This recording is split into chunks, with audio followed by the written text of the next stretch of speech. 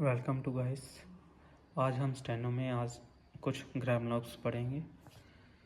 तो ये है हमारे पास gram logs a n the all to of to on what who and should.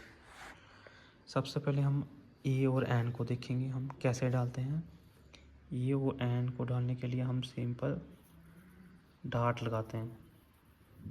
ठीक है, डॉट लगाते हैं अबव द लाइन, लाइन से थोड़ा ऊपर रखना है। और दा को हम डॉट लगाते हैं बिल्कुल लाइन के ऊपर, ऐसे करके। ये डिफरेंस है दोनों में। ए को हम अबव द लाइन लिखते हैं, एन को भी, और दा के लिए हम ऑन द लाइन लगाते हैं डॉट।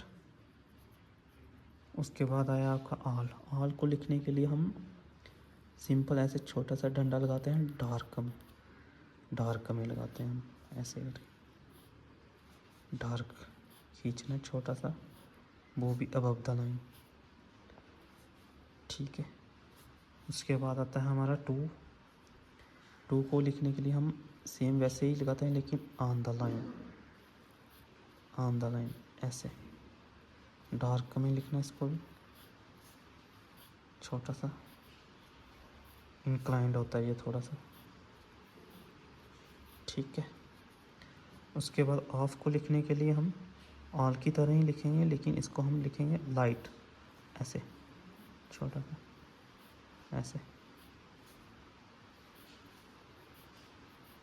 ऐसे छोटा सा लगाएंगे अबव द लाइन। ये लाइट होता है, ये होता है ऑल में डार्क होता है। ठीक है, ये डिफरेंस है दोनों में। टू में भी इसी की तरह हम लाइट लिखते हैं, टू ऐसे ऑन द लाइन। उसके बाद आया हमारा ऑन को हम वर्टिकली लिखते हैं अबव द लाइन, और लाइट में लिखना है इसको, ऐसे बिल्कुल छोटा सा।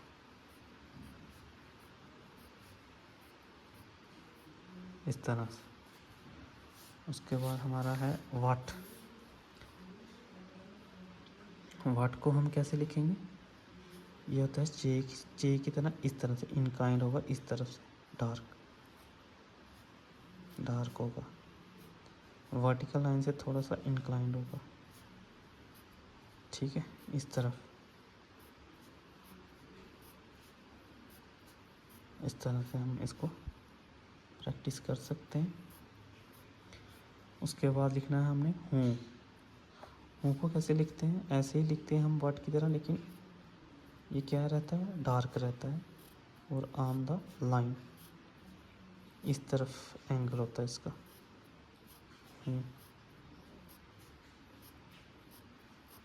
ठीक है, उसके बाद एन को लिखने के लिए सेम इसी की तरह लिखेंगे, लेकिन ये लाइट होता है, लाइट, बिल्कुल लाइट इंक्लाइंड होगा ये।